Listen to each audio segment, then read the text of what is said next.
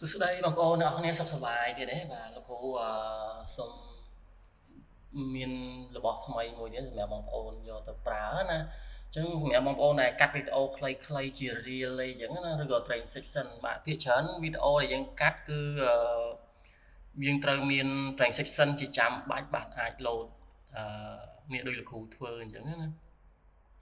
ហើយ training section ខ្លះយើងត្រូវតែធ្វើនៅក្នុង After Effects ទៅវាស្អាតយើងកាត់យកចំណុចដែលយើងចង់ធ្វើ training section ខ្លីៗហ្នឹងដើម្បីផ្គុំជាមួយនឹង Premiere របស់យើងអញ្ចឹងណា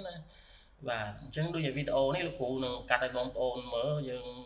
បញ្ឈរអញ្ចឹងណាអញ្ចឹងឧទាហរណ៍លោកគ្រូមានបាទយើងអាចមានវីដេអូបញ្ឈររបស់យើងអញ្ចឹងយើងវាយຂະຫນាតមកបាទຂະຫນាតលើបង្កើត new com ឧទាហរណ៍នេះហើយយើងដាក់វាបញ្ឈរដាក់1000 100មក1080 នេះ com to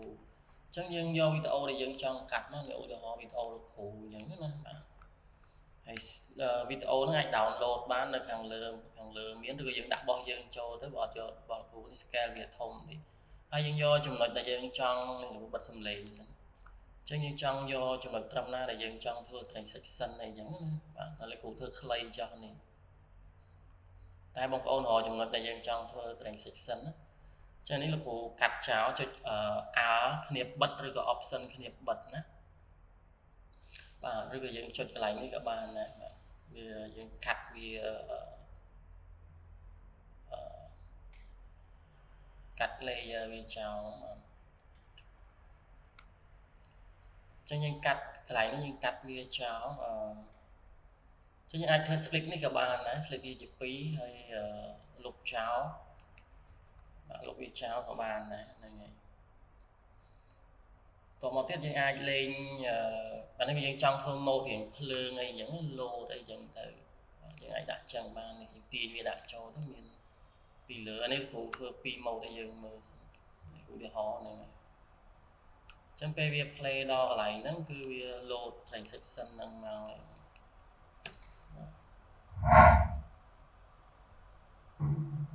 បាទនេះដល់វាដើរយឺនអញ្ចឹងណាបាទហើយចុចកន្លែងនេះមួយដែរមកណាចឹងចុចកន្លែងនេះចុចកន្លែងសញ្ញានេះមកបើកវាមកទៅវាដើរតោះ play ម្ដងទៀតគេនេះលោកគ្រូដាក់ឲ្យវាដើរលឿនចឹងវាមិនសូវច្បាស់ទេតែវាយើងដាក់វា full វាច្បាស់ហើយបាទយើងអាចកាត់ធ្វើវីដេអូជា mode លឿនអញ្ចឹងបាទអាចធ្វើ training section អញ្ចឹងឬយើងអាចដូរវីដេអូនឹងចោលដាក់វីដេអូថ្មីក៏បានដាក់វីដេអូថ្មីអូខេអញ្ចឹងដាក់បន្តពីវាហ្នឹងនេះសញ្ញាហ្នឹងបន្តពីវាមកអញ្ចឹងកន្លែងដែលយើងចង់ឲ្យចេញវីដេអូហ្នឹងយើងអាចដាក់មកវាចេញនេះឧទាហរណ៍ចំកន្លែងណាដែលយើងចង់ភ្ជាប់ training section Hello ជំរាបសួរបងប្អូនអូខេអញ្ចឹងគឺអានេះយើង scale វាធំផង scale វីដេអូហ្នឹងជួយបិទផ្នែកនេះសិនអញ្ចឹងនេះគ្រូ scale នេះគ្រូថតបញ្ឈរ scale អូខេអញ្ចឹងយើងយកទៅដាក់មើលទៅវាមានច្រើន mode បាទយើងអាចប្រើ training section ហ្នឹងសម្រាប់បាទស្អាតយើងទៅវាអាចធ្វើការកាត់វីដេអូរបស់យើងវាមានeffect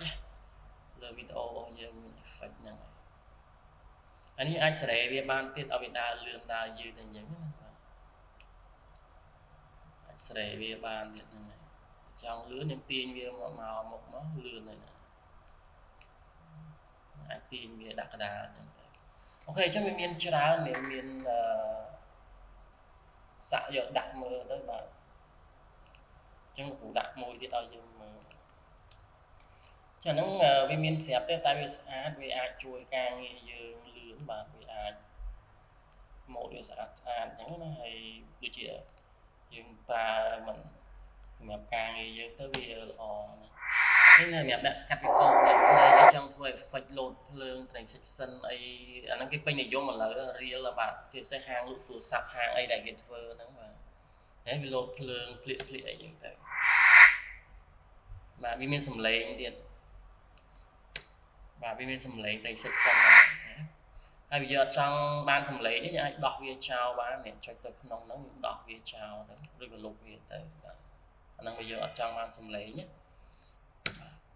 ចឹងវាលេងលឺហើយបាទយើងអាចយកទៅធ្វើក្នុងវីដេអូយើងបាទ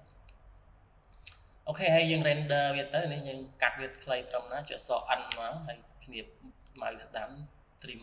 crop to area ទៅយើងអាចយកទៅប្រើកាត់តក្នុង Premiere ឬក៏ DaVinci បានហើយអញ្ចឹង effect ខ្លីៗ transition ហ្នឹងយើងធ្វើក្នុងនឹងហើយយកកាត់តណាបាទងាយស្រួលអញ្ចឹងមេរៀនរបស់គ្រូមានតែប៉ុណ្្នឹងទេហើយយើង render វាទុកប្រើទៅហើយ file ហ្នឹងគ្រូដាក់ក្នុង Telegram អាច download file ខាងក្រោមហ្នឹងទៅជួបគ្នាមេរៀនថ្មីទៀត